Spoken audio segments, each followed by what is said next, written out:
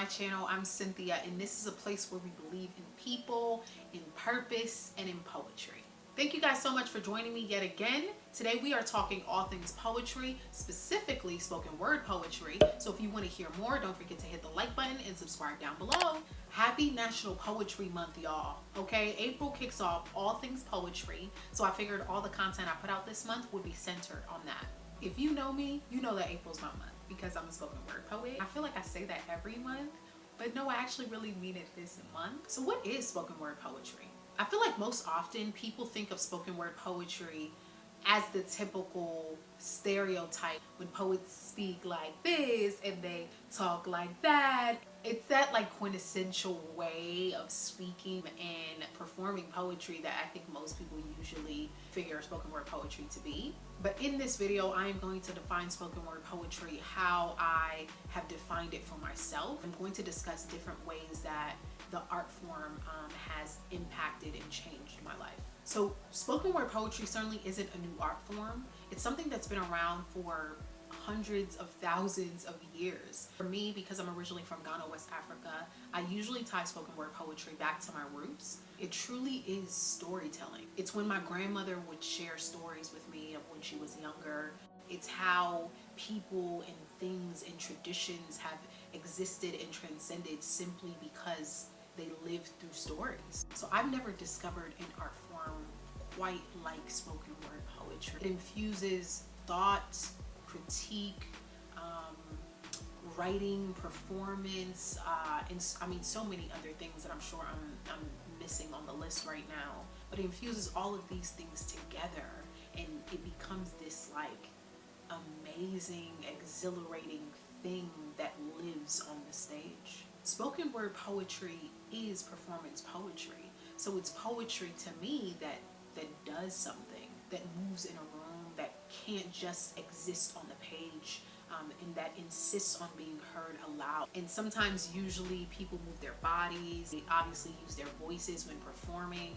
They have rhythmic tones in their voices that allow you to hear the musicality behind their words. So I've heard before that spoken word poetry allows us to see the familiar anew.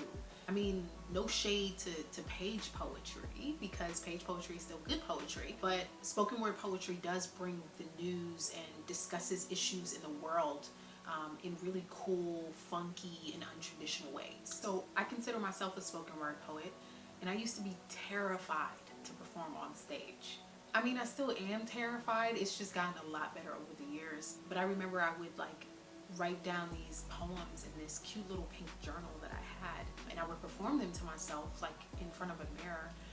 And then I took it a step further and I started performing for my family. They would be looking at me like what? And it's probably because I was still trying to define what spoken word poetry was for me. I was trying to find my voice.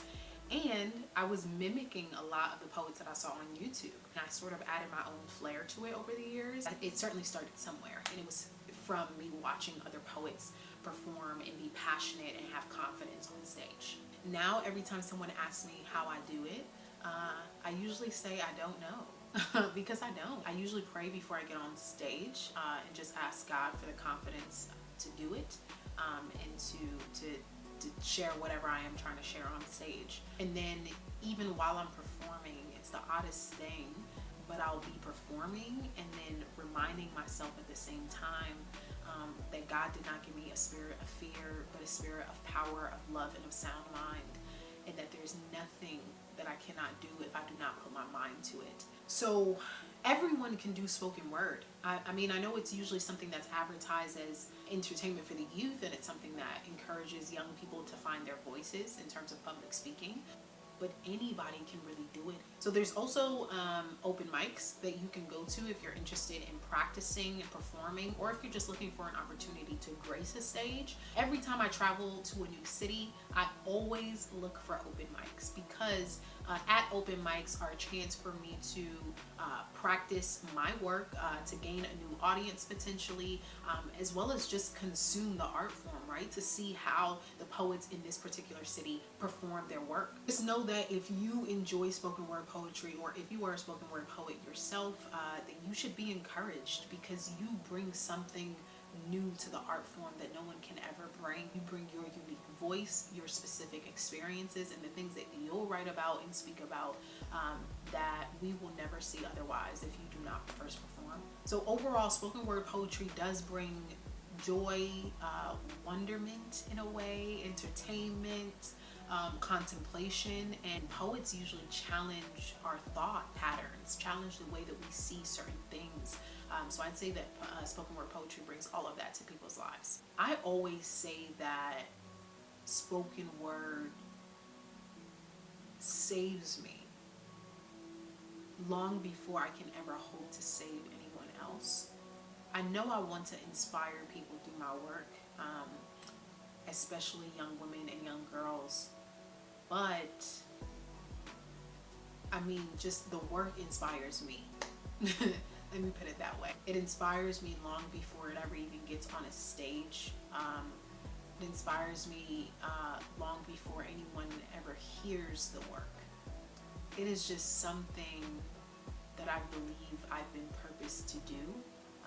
And there's this incredible feeling that comes along with it that lets me know, right, that it is my gift and that it is what I am to be doing while on this earth. And it's beautiful. It's beautiful.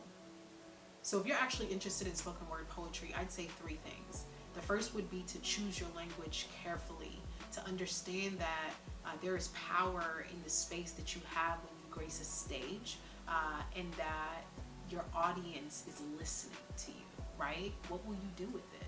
The second is to choose a story that you are extremely passionate about.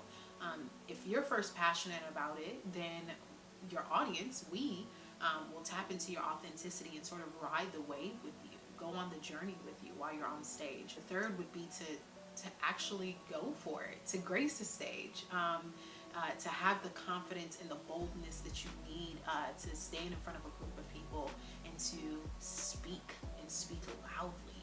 So that's all for today, guys. Thank you so much for tuning in. Don't forget to like and comment down below. Let me know what poetry has done for you all. Are you spoken word poets yourself? What is your personal poetry journey? And have you ever performed on a stage? Thank you so much for tuning in. I'll see you guys in my next video. And if I write the things I speak, what truth will rise from my bones? And if I believe that writing is breathing, and if I sing the words I breathe, and if they take flight off the page and carry to my heart and to yours, and if I pace my living room floors, isn't it the sound of mantra on my tongue? Isn't it still the rhythm, the conjuring and cool and language? Isn't the language the act of saying alive rising the dust? And if they said to speak less and listen more, do I not speak my truth only when I hear it? Aren't what my ancestors gave me a ritual? The loud, the gift,